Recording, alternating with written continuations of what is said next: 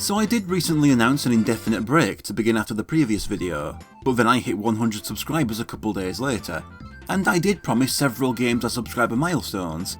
It's been nearly 3 weeks to me since I announced the break. I don't want people to have to wait until whenever I finish the break for the first milestone video, and I feel leaving the channel on a celebratory video would be better than on a random game like Sidearms, so I think I have one more in me for now.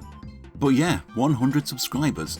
Took over 5 years, but I finally got there, with more than half of those being in the last year alone. Normally I feel very self-conscious whenever I thank people because in real life I'm very shy and socially awkward, and I always overthink and worry that the person I'm thanking thinks I sound fake. That goes to compliments too. But I am truly thankful to everyone who stuck by me and seemed to actually enjoy these videos. To be honest, I had no clue whether or not these would be enjoyable for other people to watch. I just made sure I enjoyed making them and hoped they wouldn't be unbearable for everyone else. As for the milestones, the next one will be me covering both the arcade original and PS1 port of Tekken 3 for 200 subscribers. But as to this video, given the timing, I'm glad I chose a short game for the first milestone. And for it we have Pokemon Snap. I got this for Christmas 2000, a couple months after I got Pokemon Blue for my birthday. This is probably the Pokemon spin-off I have played the most by far. I remember seeing it advertised as a kid and didn't even question the premise. At 7 or 8 I see a game about taking photos of Pokemon and think, yeah, that makes sense. I think I was more surprised that the guy who hung around for like 3 episodes of the cartoon got his own game. This is being played through the Wii U Virtual Console because most of my game collection is in storage in my mum's garage and I couldn't be asked to dig it out. So I started the game, and since I'm a boring canon names only guy, I named the main character Todd. The game's main menu takes place in one of Professor Oak's labs. He's called Todd in because he wants his Pokemon report filling in by me taking photos of all the Pokemon on Pokemon Island. Why, when every place on the planet in this world is crawling with wild Pokemon, is this the one called Pokemon Island? I can ride along the island on the 0-1, which will force me to obey the rules of the rail shooter genre. I enter an area through a gate, take all the pictures I can, and then exit through the gate at the end to have Professor Oak grade my photos. Right now I have only one level to choose, the beach. Right away I have some Pidgeys as the game teaches me how to take photos. I have to press Z to aim, which zooms in the camera a little, then I can take the photo. If the cursor blinks red in the middle, it means you've managed to center the Pokemon in the shot. After 3 Pidgeys, a Doduo jumps out from the rocks, leaving you with not much time to react if you didn't know about it beforehand. Past that we're out of the rocks and can see the sea, along with a Pikachu and a Butterfree. Pictures are worth more points the bigger the target Pokemon, the more centered they are, and whether or not they're facing the camera. So a picture of Pikachu's whole face is worth more than a picture of his arse. My camera can only take 6 photos in a level attempt though, and running out automatically ends the level. But that's usually far more than enough. Even as a kid who was bad, I was never really in danger of running out of film. This is probably the playthrough where I've used most of my film more often. Looking out to the right I can see a Lapras rise from the sea in the distance. There's a few of these around the level, and they're usually the ones I forget to look out for.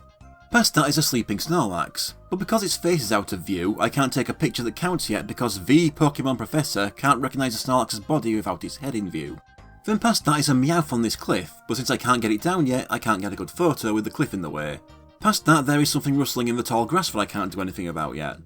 Another Lapras to the right here, and this one's closer so I can get a better picture. I miss a second one rising behind it though when I get distracted by a Meowth chasing a Pidgey nearby. Then there isn't much I can do for a bit apart from a couple passing Butterfree. Another chunk of tall grass has another Meowth chase a Pidgey out so I can get a better photo of Meowth. There's an Eevee chasing a rolling Chansey. I can get a picture of the Eevee, but once again, Oak can't recognise a Chansey when it's curled up. On the other side is an even closer Lapras with even more in the background. And also this Kangaskhan who I can't turn around yet so I have to settle for a back photo of. A couple more Pidgeys fly overhead and I watch them as they use Gust on this Meowth to take it out, making sure to get a photo of this. Past that is the gate that ends the level. Now I have to choose the photos I will present to Oak. I can only show him one photo of each Pokemon per level run. I'll skip my decision making and go right to the report. Using my first Doduo photo as an example. First criteria is size. If the Pokemon is too small in the photo, you not only get little points, but Oak ends the review of that photo right then, making you miss out on the points from later categories. Then comes pose, which can be ended early if the photo is of a Pokemon's back, but catching Pokemon in the middle of an action will also change the score. So despite my Doduo photo being side on, me catching it mid-jump like that gets it a good pose score. Then comes technique. If the Pokemon is centered in the photo, my current score gets doubled, so my photo ends with 2,840 points. Then comes my Pikachu pick.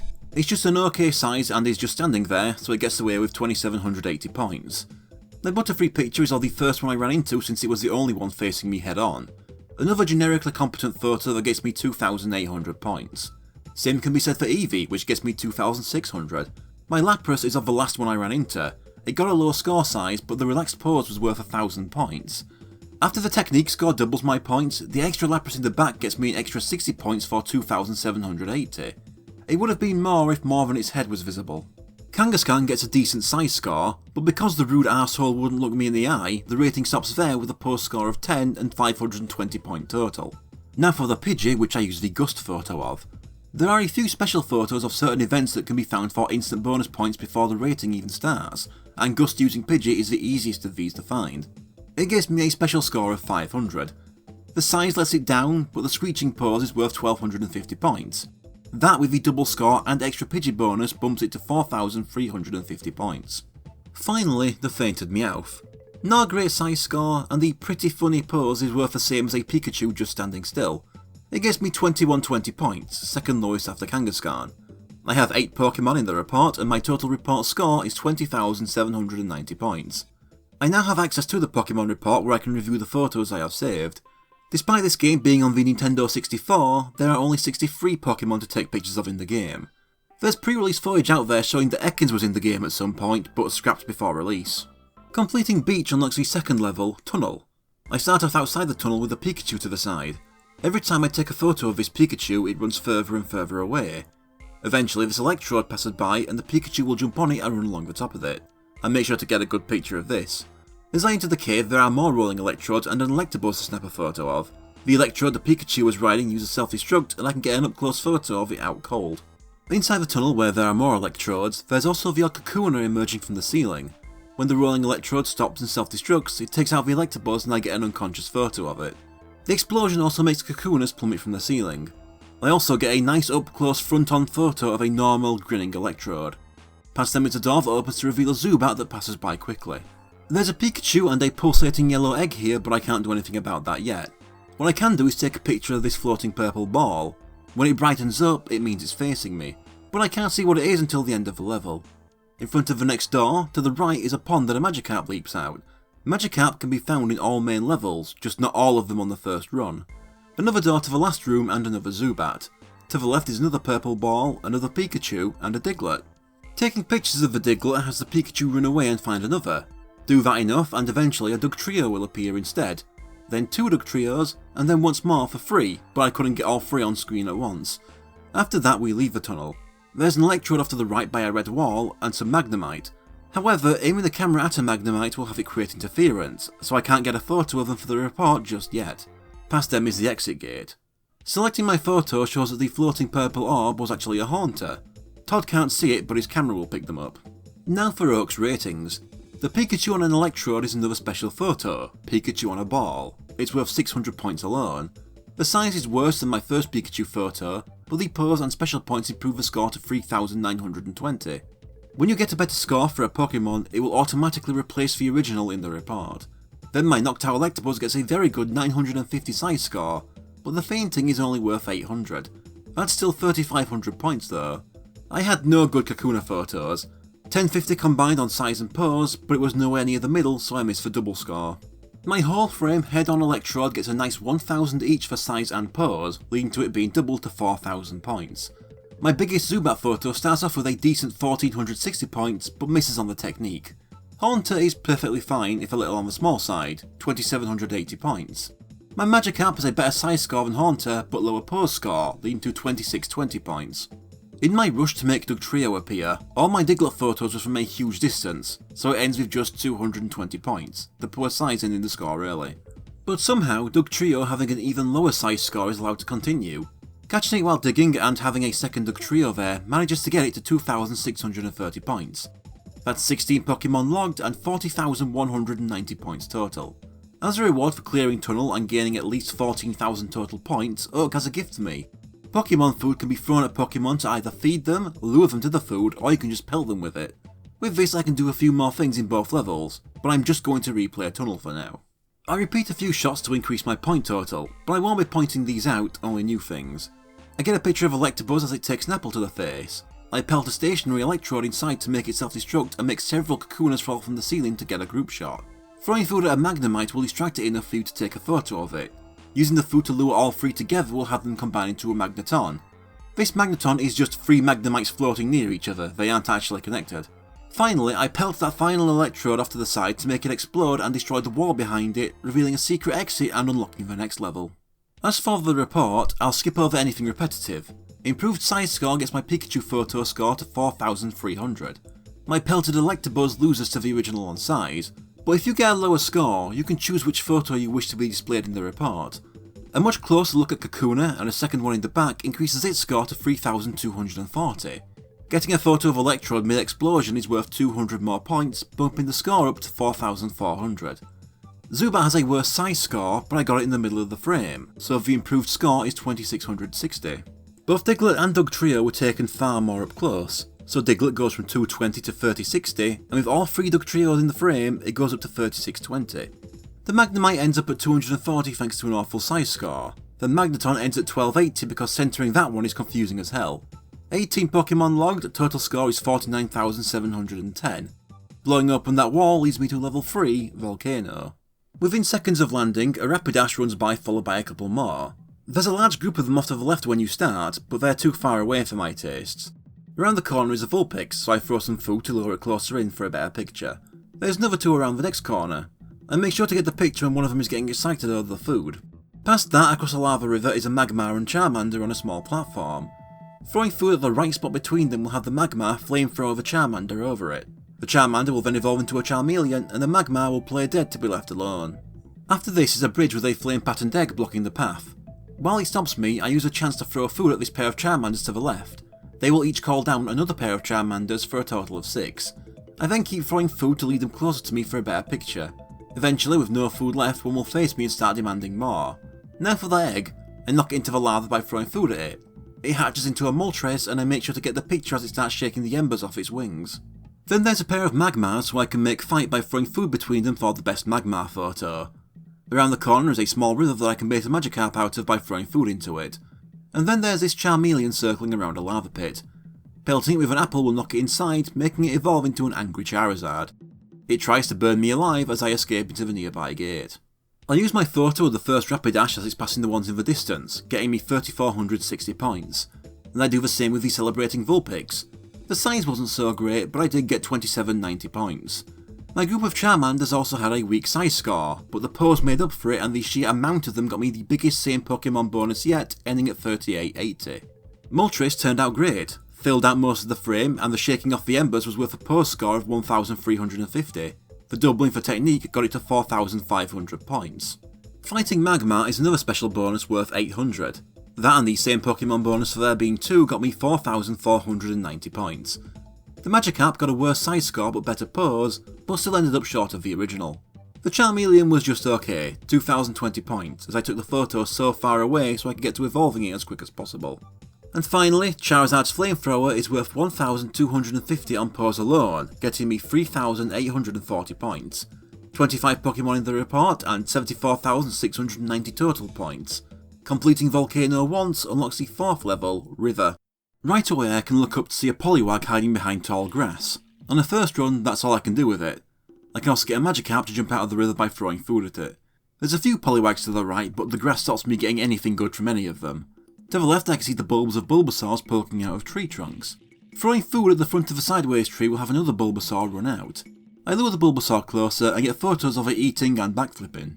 Further ahead is a Slowpoke with a Shelder sign nearby. Once I have the Slowpoke's picture, I throw food to lure it to that sign.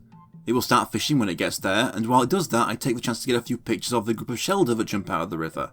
A tough one to get centered with how small they are and how fast they move. The Slowpoke finally hooks a Shelder onto its tail and evolves into a Slowbro. I get a picture of it eating. Slowbro was one I always had trouble with as a kid. I just could not aim well enough and throw quickly enough to get it to fish back then. This is the closest I've been to a Slowbro in this game. Before I would be miles away by the time it evolved and would end up with a worthless picture. After a second Slowpoke there's a series of Metapods hanging from a tree. I can't do much with them yet. And to the left is a Psyduck wading around a tree trunk. Past that, to the right is a wall with something poking out and moving around. Also can't do anything with that yet. When the next Shelder jumps out of the river, there's also a Cloyster that I just barely snap to. At the end there's a Pikachu playing on a tree. Taking a photo will have it start speeding around for another special photo. Then past that we have the exit. As for the rating, the tall grass blocking Poliwag ends the rating with a size score of just 80 points. But then my big photo of a happy Bulbasaur gets me 4,430 points, just 30 of those being from the very tip of another one's bulb in the back. Shellder ends at 240 points for the poor size. I don't remember if I've ever had a Shellder picture survive past the size score. My Slowbro facing me was generally good, so I got 3,260. My hind leg Slowpoke did better thanks to the size score, getting 3,900 points. Another Magikarp that couldn't top the original with 2,160 points. Metapod ends at a bad size score of 260 because I couldn't do anything with it yet. The Psyduck makes it all the way through, but with a low size score, getting 2,520. Somehow the Cloyster in the far distance survives its size scoring and somehow counts as being dead centre. I was not expecting 2,520 from that one. Speed Pikachu is worth 800 special points, however it fails on size, ending up with just 1,030 points. That's 33 Pokemon logged, over half the game's total, and a total score of 91,870 points. Clearing River and having a minimum total of 75,000 points gets me my next item, the Pester Ball. This releases a gas cloud when thrown that will irritate a Pokemon, opening up some new possibilities. So back into River we go. Starting with throwing Pester Balls at the Poliwags in the grass to make them run along the bank. Eventually they'll jump into the river and regularly leap out across the rest of the level if I Pester Ball the water in the right place. Also, watch this Bulbasaur somehow predict my Pester Ball and backflip over it. That's never happened to me before. Hitting it will knock it out for a bit. I wasn't too surprised this item didn't come back for the sequel. Slowpoke is immune to being gassed though, but Slowbro isn't. Neither is Metapod, which is the only way to make it descend for a better photo. You can also drown Psyduck with one. It'll respond by leaping out of the water with a headache.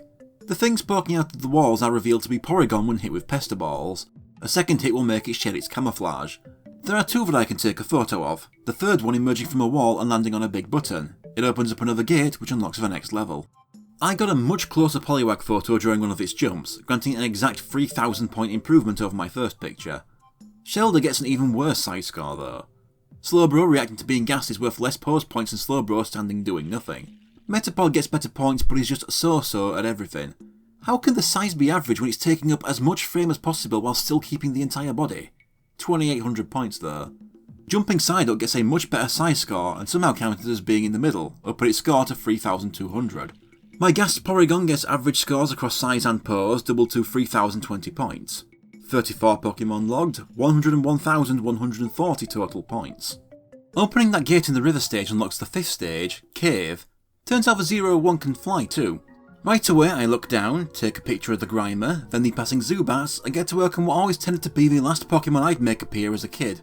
I can make Grimer evolve by hitting it with 3 Pester Balls. Both these first two are so far away I've always had a hard time hitting them, and I fail with these first two this time as well. Once I reach their level, looking to the right has me find a Bulbasaur with a very familiar looking face. Hitting one with the Pester Ball reveals it to be a Ditto. Another section of the cave begins with another Zubat and 3 more fake Bulbasaurs to the left. I group them together for a group Bulbasaur photo, then pester them all for a group Ditto picture. Doing that, I also miss the final Grimer and easiest one to evolve. Into the next section there's a Jigglypuff being chased by a Koffing. I get up close photos of them both before I pelt the Koffing to make it just disappear, saving the Jigglypuff and I assume killing the Koffing. There are 3 Koffings chasing Jigglypuffs, but I'm not sure I've ever saved all 3 in time. 2 at most. There's a Weeping Bell circling this little pool, and just like with the Charmeleon at the end of Volcano, I can knock it inside to make it evolve and get a picture of the Victory Bell. Into the next room, a Zubat has carried off a Pikachu. I can hit it free for a special photo, but it's so tough to hit I've only done that once in my life that I can remember. Maybe twice at most. At the bottom is a trio of sleeping Jinx around an egg. Their sleeping pose leaving me without that good a picture. Actually, no wait, I've assumed they were sleeping these last 24 years. They're clearly just leaning over and washing their hair. How have I only just figured that out? Past that is the exit where, to the right, the Jigglypuffs you have saved can be found singing. You can piss them off by pelting them. Now for the rating. Zubat gets a better size score, but loses to the original on the pose, being 200 points short. My Bulbasaur trio loses on both size and score to the original, the same Pokemon bonus only getting it 3,170 points. My Ditto trio gets a naff size score, but 1,150 pose points for looking happy. Then the same Pokemon bonus bumps it to 3,100 points. My Koffing is just a basic competent photo that could have been taken closer for a better size score, 3,020 points. Weeping Bell is the same, getting 2,160. Victory Bell gets a great size score and an OK pose, ending with 3,600. The leading Jinx gets average pose and size scores, getting me 2,320 points. Angry Jigglypuff has a weaker size score, but good pose, getting 2860. Then I realise I forgot to submit a Grimer photo. I'll do it next time. That's 40 Pokemon reported and 118,200 points total. Clearing Cave once unlocks the final full level, Valley. Right away, in front of me are some Squirtle shells in the river. Timing a Pesterball right can have them bounce over onto land, but I do it too early and miss with all 3 of them. I do take a photo of this Dugtrio shaped mountain in the back, which the game does recognise as being something. I keep Pesterball in the water to make a Goldeen jump out, another tough one to get a good photo of. There's been this one Magikarp jumping out across this Mankey in the background all this time. Throwing a Pesterball at the right spot in the water, I knock the Magikarp out. It hops over to the Mankey, who kicks it flying into the air. Past the Mankey, I see a pair of Geodudes clinging onto the sides of mountains. Pesterball one off so that they fall and show their faces to the camera. The fall also forces a Sandshrew out of the ground. I get normal and attacked photos of it. Past the initial 3 Geodudes, there's a pair closer together on the other side of the river. Knocking both of them down knocks down a Graveler from further up. The fall of the Graveler will also force Sandslash out from the ground. Past them is a closer Mankey photo before I get speeding down a waterfall. At the bottom are 3 Gravelers clinging to a wall and a Staryu floating nearby. Taking a photo of one will anger it and have it stalk me. The Magikarp the Mankey at the start kicked landed here, and so I Pesterball it one more time to make it hop into and up a nearby waterfall with a Gyarados coming out. I try to catch a photo as it spits water at me. Now to go down another waterfall. On the way down is another Staryu to anger into following me, and a third. I reach a whirlpool, and if I have all 3 Staryus following me, they'll enter it, me sneaking a photo of this Dratini jumping out of the water off to the side, and 3 Starmies will exit. Not done with the whirlpool yet. Throwing a few Pesterballs inside it will provoke a Dragonite into leaping out and flying off. Past the whirlpool is a Squirtle, finally letting me get a picture of one. It gets inside this shell and aims at a Mankey atop the mountain. Hitting it with the Pesterball at the right moment will set it off and knock the Mankey down. As I turn around, I get a much better Dratini photo and one jumps out in front of my face. The exit is in sight, but this is the only stage in the game where you can get the secret exit on the first visit. The Mankey I knocked over is here and I can get better photos. I then knock it back onto another switch to open another gate. It leads to a little hut where Professor Oak is hanging out. While I've been out taking pictures, he learned of 6 Pokemon signs found around the island and went looking into them. They are 6 landmarks that just happen to look like Pokemon. The one he was looking for is the one I already found, the mountain shaped like a Dugtrio. But he can't go any deeper on foot, so he wants me to track them down. He adds a page to the Pokemon report that will let me keep track of signs, and that's the end of this level.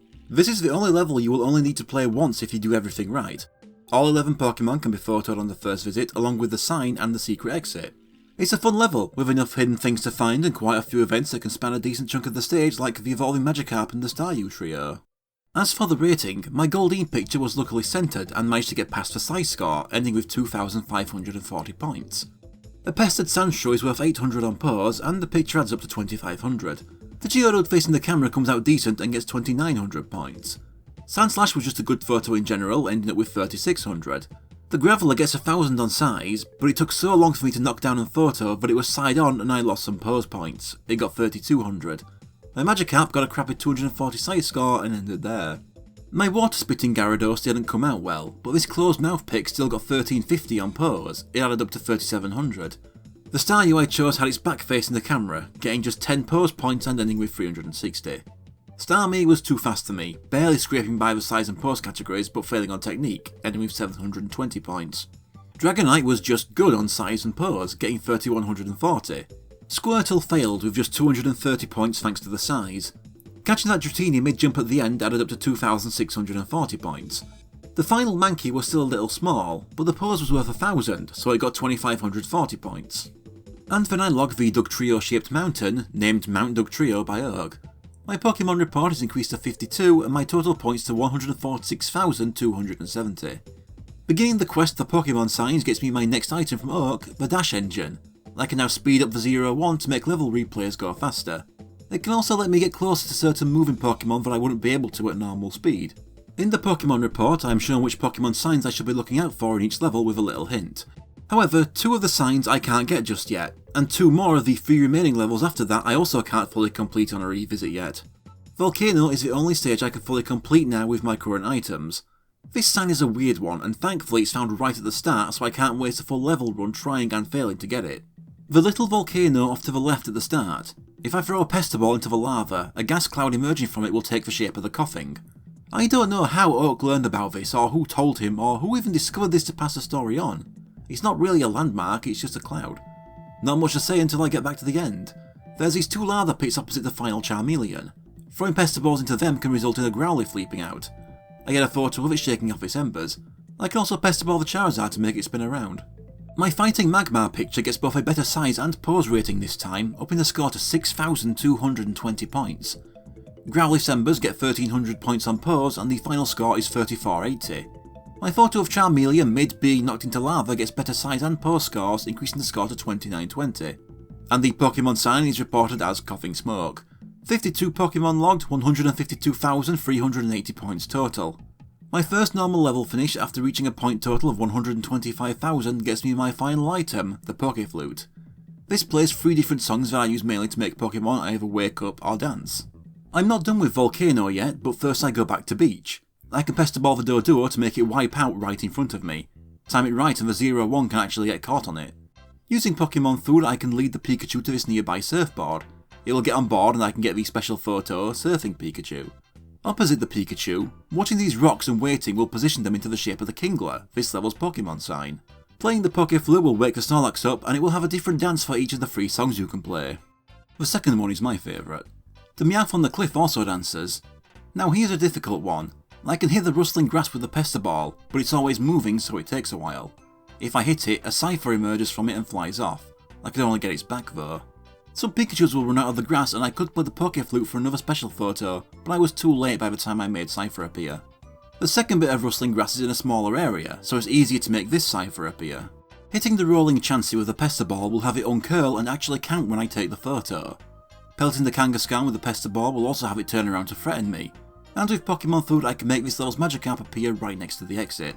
Beach is a great first level with a lot to do first time, and manages to get a decent amount of new stuff to find with each new item you obtain. And there's so many level spanning events like the Lapras family and the Meowth chasing the Pidgeys. My KO Doduo was blocked by the rocks, so it failed on pose. Surfing Pikachu is worth 1000 special points, but I was so focused on the sign that it got too far away and failed on the size score. My Dancing Snorlax does well and ends up with 3420 points. My Dancing Meowth also does well, a better size score than the first, and the dance is worth 1200 pose points. Its score is improved to 3000. Despite a weak size, Cypher's fighting pose is worth 1300 points, getting it 3100 points. Oak likes Chansey catching its falling egg after uncurling, getting it a score of 3940. He also likes the Angry Kangaskhan, which combined with an almost perfect size score gets this picture 3980 points. And once again my Tunnel Magikarp still beats any follow-up. The Pokemon sign is named Kingler Rock. 56 Pokemon are recorded. No need to keep track of total points anymore since I have all the rewards obtained through them. Now back into Tunnel. The level stays the same until I reach the room with the Pikachu and the egg. I use Pokemon Food to lure the Pikachu towards the egg and then play the Pokeflute.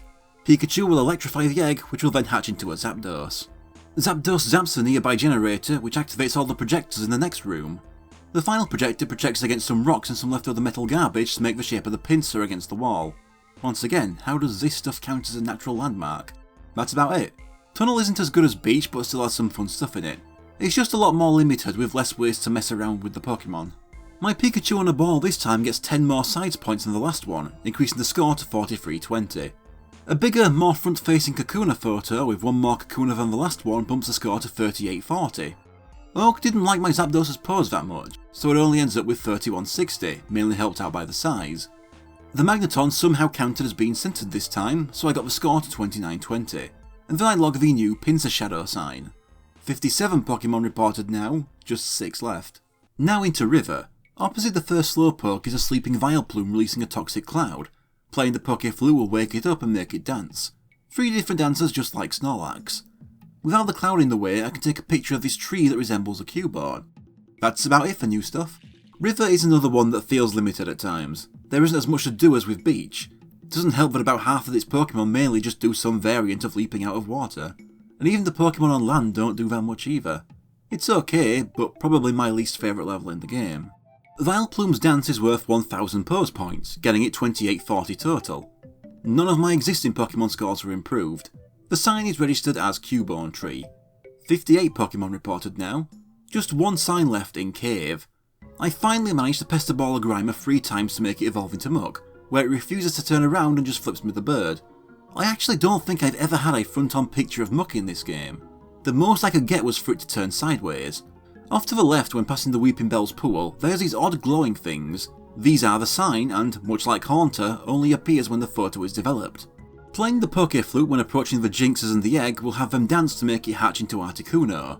Were I able to free the Pikachu from the Zubat, I could get another special photo where Pikachu will ride Articuno as it flies off. I managed to save 2 Jigglypuffs this time. Playing the Poke Flute over their singing will also piss them off. I was originally going to say that Cave was my least favourite level, but playing the game again and thinking through it some more, I think it's better than River. With years away from the game, I was mainly associating it with the difficulty of evolving a Muk and freeing the Pikachu from the Zubat. It's not that bad, and it offers a few more interesting things than River, like the small coughing and Jigglypuff thing. Could just do with maybe some more new Pokemon.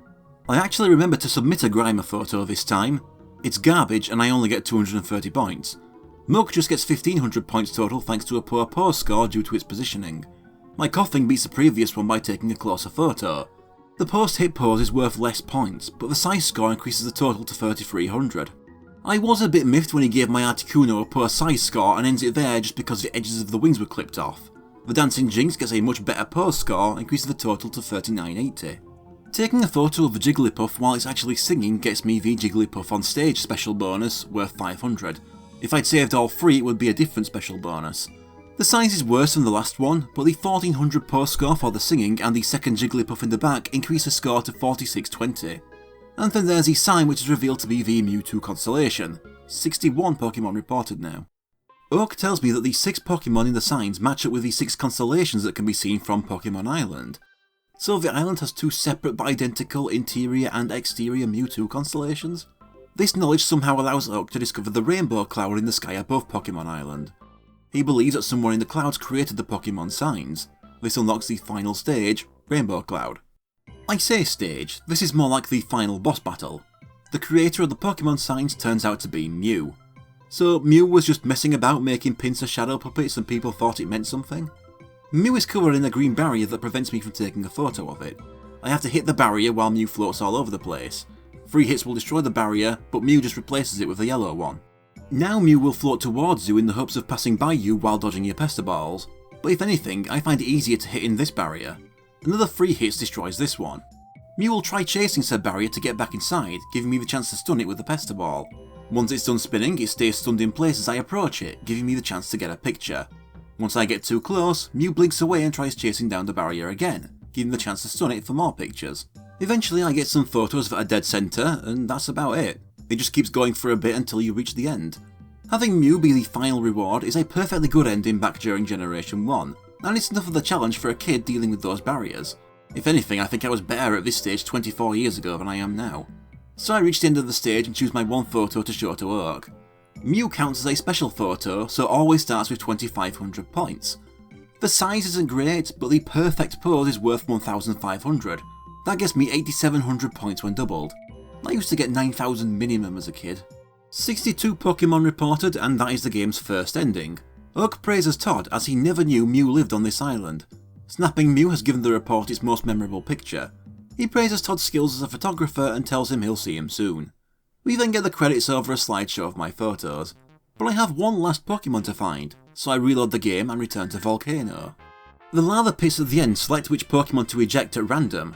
I got Growlithe first time, and the second, but eventually one throws out a massive Arcanine. Like Growlithe, it's best to take the photo while it shakes off its embers. And that's Volcano done too. I like it. It manages to fit in nearly all of Gen 1's Fire Pokemon, just Ponyta, Flareon and Ninetales were missing, and it gives some fun opportunities to be a bit of a dick, knocking Pokemon into lava, engineering fights. One I replayed a lot back then.